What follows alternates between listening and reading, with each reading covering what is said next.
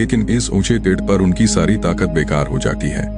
उनकी पूरी बनावट जमीन पर तेज दौड़ने के लिए बनी है, पेड़ पर चढ़ने के लिए नहीं। अनाथ भालू का छोटा सा बच्चा पेड़ की डाल पकड़कर अपनी जान बचाने की कोशिश कर रहा है। अचानक उसका पिछला पैर फिसल जाता है, लेकिन वह अपने अगले पंजों से पेड़ को कसकर पकड़ लेता है। नीचे खड़े भेड़िए बार बार छलांग लगाते हैं, लेकिन हर बार खाली रह जाते हैं। उनकी रीढ़ इतनी सख्त होती है कि वे शरीर को मोड़कर पेड़ पर चढ़ ही नहीं सकते। वे समझ जाते हैं कि यह शिकार उनकी पहुंच से बाहर है। धीरे धीरे पूरा झुंड हार मानकर जंगल की ओर लौटने लगता है, लेकिन एक भेड़िया आखिरी कोशिश करता है। वह इंतजार करता है कि शायद भालू का बच्चा फिर फिसले। कभी बच्चा दोबारा बड़खड़ाता है, भेड़िया तुरंत उछल पड़ता है, लेकिन इस बार भी बच्चा किसी तरह खुद को संभाल लेता है। अब भेड़िया भी समझ जाता है कि इस लड़ाई में उसकी जीत नहीं हो सकती।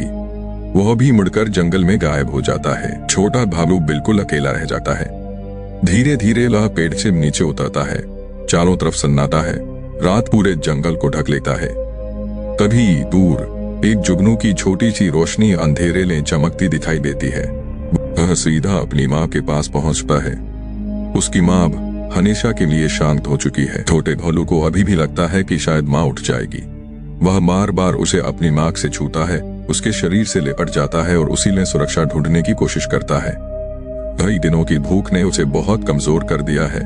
उसका शरीर हड्डियों का ढांचा बन चुका है, फिर भी वह अपनी माँ का साथ छोड़ना नहीं चाहता। तभी जंगल में एक आहट सुनाई देती है। डर के मारे वह तुरंत अपनी माँ के शरीर के पीछे छिप जाता है। कुछ ही देर बाद एक बड़ी मादा भालू अपने बच्चों के साथ वहां पहुंचती है। उसकी सूंघने की शक्ति उसे यहाँ तक ले आई है। वह हवा ने फैली इस दुखभरी कहानी को महसूस कर लेती है।